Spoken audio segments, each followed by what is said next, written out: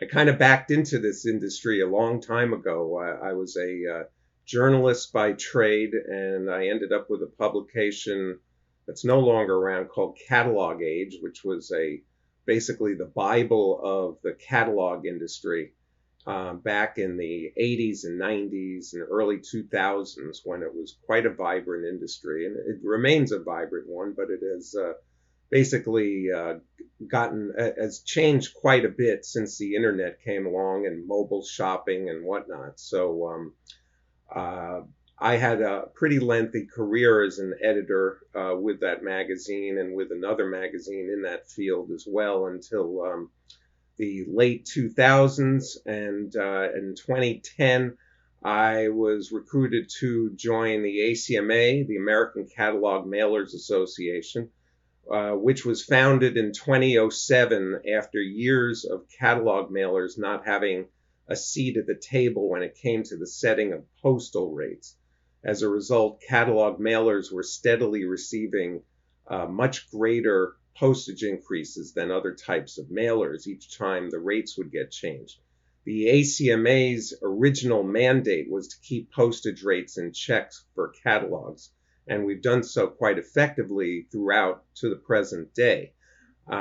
We evolved over the years, and in the early 20 teens, I guess we call it, we picked up on the growing efforts to overturn the 1992 standard in Quill versus North Dakota, which upheld that catalog and other direct marketing companies were not required to collect sales or use taxes from customers residing in states in which those companies have no physical presence. We were working with other organizations in different industries that also represented remote marketers. And for several years, we successfully held off in the undoing of the Quill standard until the Supreme Court's ruling in Wayfair versus South Dakota in 2018.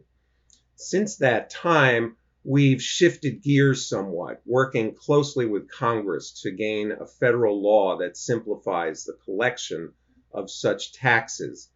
And because the Supreme Court's Wayfair ruling left it to the states to collect however which way they felt from over 12,000 different taxing jurisdictions around the country with differing tax rules and tax holidays and product and service definitions and so forth. And it's a huge undertaking for any company, especially some of the smaller members we have that are from like single digit million in sales to on up to hundreds of millions in sales or $billion companies. You have to hire someone to be on hand all the time to handle this stuff because one wrong move and you get nasty grams from different states saying, threatening, different kinds of fines, penalties, whatnot, if you don't do it right. And all the while, it's not so much that our members are happy to collect the taxes. The problem is in the actual act of collecting them, collecting the right amounts, educating their customers who haven't a clue. I'm someone in, say, Montana who's collecting at one rate and someone here in New York who's collecting another and someone in Washington and so forth. To get that information out is cumbersome as well. So we aim to change it to streamline that. So to get a federal bill put forward, and it's been a long, cumbersome process. We've been working closely with David here and his firm and working with Congress to try to get a federal law enacted that will make it a lot easier for our members to do it.